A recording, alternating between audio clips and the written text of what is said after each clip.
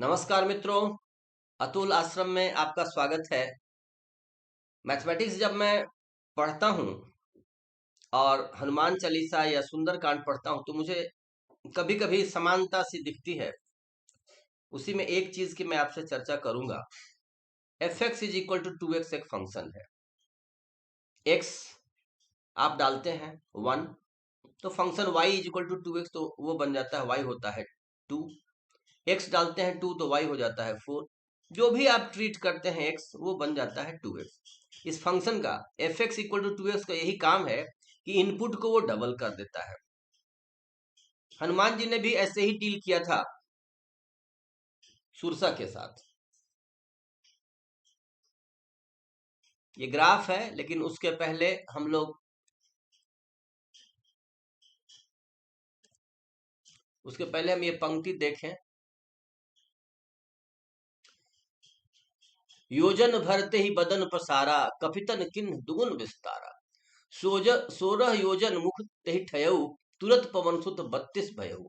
जस जस सुरसा बदन बढ़ावा, तासु दून कपि रूप दिखावा।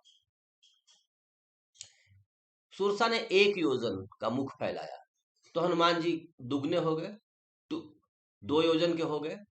फिर सुरसा ने एक और डील किया, 2 टू द पावर 4 16, तो हनुमान जी हो गए 2 टू द पावर 5 32, 16 का दुगना।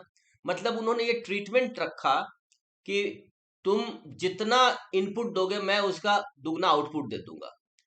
तो रूल क्या हो गया, जस जस सुरसा बदन बढ़ावा, तासु दून कपि रूप दिखावा। ये उन्होंने एक फार्मूला बना लिया अपने लिए कि ये इसके तरफ से जो आएगा इनपुट उसका मैं आउटपुट डबल कर दूंगा। ये बनाया। अगर मैं ग्राफ से देखूं तो ये जो एक्सिस है, हॉरिजॉन्टल एक्सिस ये सुरसा एक्सिस है और वर्टिकल एक्सिस ये हनुमान एक्सिस है। तो हनुमान जी ने ये स्लोप रखा, h2 का स्लोप रखा और ये फंक्शन बन गया h इक्वल टू 2x। जस जस, तो हम लिमिट में क्या पढ़ते हैं, as x tends to infinity, as x tends to 0 sine x by x tends to 1, as x tends to infinity sine x by x tends to 0। इस तरह का जो हम पढ़ते हैं एज एंड एज, ऐसा ही यहां है जस जस। जैसे जैसे थीटा 0 के तरफ बढ़ेगा वैसे वैसे साइन थीटा बाई थीटा का रेशियो 1 के तरफ बढ़ेगा। यही तो एक्सप्लेनेशन है। तो इस तरह का एक मैथमेटिकल ट्रीटमेंट हनुमान जी ने दिया यहाँ पर। जस जस सुरसा बदन बढ़ावा, तासु दून कपि रूप दिखावा। और इस तरह से उन्होंने सबसे पहले चाहा कि सुरसा से डील किया जाए। लेकिन जब वो डील नहीं हो पा रहा था तब उन्होंने अपना टेक्निक चेंज किया। योजन भरते ही बदन कपि तन किन्ह दुगुन विस्तारा, जस जस सुरसा बदन बढ़ावा तासु दून। लेकिन आगे उन्होंने क्या किया, जब देखा कि ये खेल काम नहीं कर रहा है, 100 और 2x का खेल काम नहीं कर रहा है, 7 योजन ते ही आनन किन्ह, अब उसने 100 योजन का मुख फैलाया। तो यहाँ पर स्थूल को अब उन्होंने सोचा कि सूक्ष्म से जीते। बहुत बार ऐसा होता है कि अब आप स्थूल लड़ाई में नहीं जीत सकते, तो हनुमान जी को क्या बनना पड़ा, लघु बनना पड़ा वहां पर। और वहां पर अति लघु बन गए और उसके मुख में प्रवेश करके सारी उसको डिमोरलाइज किया, उसको कन्विंस कर लिया कि देखो तुमने जो ऑफर रखा था कि मेरे मुंह में आ जाओ, नाश्ता करना है, भूख लगी है, वो मैंने तुम्हें पूरा कर दिया। तो सूक्ष्म बन करके उसे हरा दिया। बड़ा बन करके तो नहीं हरा पा रहे थे क्योंकि इसका कोई अंत नहीं है बड़ा बड़ा बड़ा बड़ा होने का। तो इससे हमें यह भी उपदेश मिलता है, मैसेज मिलता है कि स्थूल को सूक्ष्म से जीतें। और बहुत बार ये भी होता है कि हमें छोटा बनने की भी जरूरत पड़ती है। आपको साइंस में कहानी याद होगी जिसमें कि रदरफोर्ड रदरफोर्ड क्या करता है, रदरफोर्ड कोशिश करता है समझने की एटम के बारे में कि एटम के भीतर क्या नेचर चल रहा है। तो उसकी बड़ी तमन्ना थी कि वो एटम के भीतर चला जाए, लेकिन वो हनुमान जी की तरह अष्ट सिद्धि नौ निधि से युक्त नहीं था। अब वो स्वयं तो सूक्ष्म हो नहीं सकता था, हनुमान जी तो स्वयं सूक्ष्म हो जाते हैं। सीता जी से मिलना है तो सूक्ष्म अति लघु रूप पकड़ लिए, लंका में प्रवेश करना है अति लघु रूप ले लिया उन्होंने, सूक्ष्म रूप धरी से ही दिखा। रदरफोर्ड के पास ये कैपेबिलिटी नहीं थी। तो रदरफोर्ड अल्फा के घर जाता है। Good morning mister Alpha, how are you, please do me a favour, मुझे फेवर करो। क्यों? अल्फा के बारे में उन्होंने सोचा कि अल्फा को मैं गोल्डन फॉयल के भीतर भेजूंगा और इसके ऊपर जो ट्रीटमेंट होगा, इसके साथ जो व्यवहार किया जाएगा, उसको मैं बाहर में बैठ के नोट करूंगा और इनडायरेक्टली मैं पता लगा लूंगा ये एटम्स के भीतर क्या है। अल्फा पार्टिकल पर पॉजिटिव चार्ज है, तो अगर कोई डिफ्लेक्ट करता है तो समझ लेंगे भीतर में पॉजिटिव चार्ज बैठा हुआ है। और उन्होंने देखा कुछ पार्टिकल डायरेक्टली लौट गए, कुछ डिफ्लेक्ट हो गए अलग अलग एंगल पर, और ज्यादा तो सीधे पार कर गए। तो उन्होंने समझा कि बहुत ज्यादा खाली जगह है, कहीं कहीं भारी पॉजिटिव चार्ज बैठा हुआ है, ऐसा नतीजा निकाला। लेकिन उन्हें अल्फा पार्टिकल की मदद लेनी पड़ी।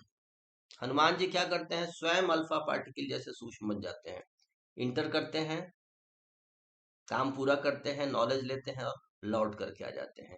तो ये है हमारे हनुमान जी, बुद्धिमताम वरिष्ठम, जिनका नाम है बुद्धिमताम वरिष्ठम। ये बुद्धिमानों में वरिष्ठ हैं। हम इनके गुणों का चिंतन करें और किसी भी विषय का अध्ययन करें तो उसमें हम इसे रिलेट करके देख सकते हैं, क्योंकि हनुमान जी का चरित्र ही ऐसा है कि अखाड़े में कुश्ती लड़ना है वो हमारे आइडियल हैं। अगर हमें कम्युनिकेशन स्किल अच्छी करनी है, हनुमान जी से बढ़िया कम्युनिकेशन स्किल किसी का नहीं है। भक्ति, भक्ति उनसे सीखनी है। प्रोजेक्ट को कैसे पूरा करना है, उनसे सीखनी है। वो अपने काम काज को कैसे प्रोजेक्ट को पूरा करते हैं, फोकस क्या होता है, उनसे सीखनी है हमें। फिर एडाप्टेशन, उनमें एडाप्टेशन की भी भारी क्षमता है, जरूरत के मुताबिक अपने को चेंज कर। He deals differently when Kalnemi has come. When he faced Kalnemi, he dealt in a different way. When he faced Sugriv, when he faced Vibhishan, he dealt in a different way. Sugriva Vibhishana के पास वो भक्त की तरह बात करते हैं। प्रत जो ले नाम हमारा, ते ही दिन ताहि न मिलहि आहारा, राम की नयापन जब ही ते, भयउ भुवन भूषण तब ही ते। यहाँ ये डीलिंग होती है इस तरह से। मैनाक से अलग डील करते हैं, स्पर्श करते हैं कि नहीं मैं अभी रुक नहीं सकता, राम काज की नहीं बिनु मोहि कहाँ विश्राम। वो उनके पिताजी के मित्र हैं। तो बुद्धिमान व्यक्ति अलग अलग तरीके से डील करता है, परिस्थिति के मुताबिक। लंकनी से डील करने का उनका अलग तरीका है, अक्षय कुमार से अलग है, मेघनाथ से अलग है। देखिए कितने परिस्थितियों में हनुमान जी, तो हनुमान जी में भारी अडेप्टेबिलिटी है। बाहर टेम्परेचर कितना है उसी के हिसाब से बॉडी के टेम्परेचर को वो सेट कर लेते हैं। तो उनसे अडेप्टेबिलिटी हमें सीखनी है, कम्युनिकेशन स्किल सीखनी है, उनसे हमें बलिष्ठ और स्वस्थ रहने की शिक्षा लेनी है। विवेकानंद के बहुत बड़े आदर्श थे श्री हनुमान जी। विवेकानंद ने एक पत्र लिखा अमेरिका से अपने गुरु भाइयों को, जिसमें लिखा था कि वीर हनुमान के आदर्श को सर्वत्र प्रचारित करो और बंग देश में सर्वत्र उनकी मूर्तियां स्थापित करो। हनुमान जी ब्रह्मचर्य की मूर्ति है। और इसी से इंस्पायर्ड होकर उन्होंने कहा था, we need a strength. First of all our young man should be strong, they must have muscles of iron and nerves of steel.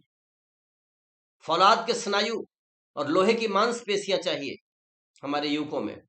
ये हनुमान जी का आदर्श उन्होंने सामने रखा था। गीता में भी पहली पंक्ति, जो पहला उद्बोधन दिया गया है वही तो दिया गया है, क्लैब्यम मा समगमा पार्थ न तत्वोपपद्यते क्षुद्रम हृदय दौर्बल्यम त्यक्त्योतिष्ठ परंतप। हृदय की क्षुद्र दुर्बलता का त्याग करके हे परंतप उठ खड़े हो। जैसे हनुमान जी उठ खड़े होते हैं। हनुमान जी को जैसे एक शब्द दिया गया, राम काज लगी तव अवतारा, बस बस बारूद को आग ने छू लिया। सुनत भयउ पर्वत आकारा, पर्वत के आकार के वो तुरंत हो गए।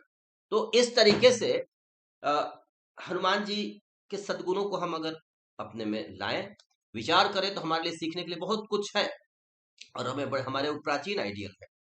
मैं आपको एक दूसरी बात बता दूं, हम सब के भीतर वो एक हनुमान सोया हुआ है, उसे जगाने की आवश्यकता है। हनुमान जी तो अपने शक्तियों को भूल गए थे, लेकिन कोई जामवंत आया, बोला राम काज लगी तब अवतारा।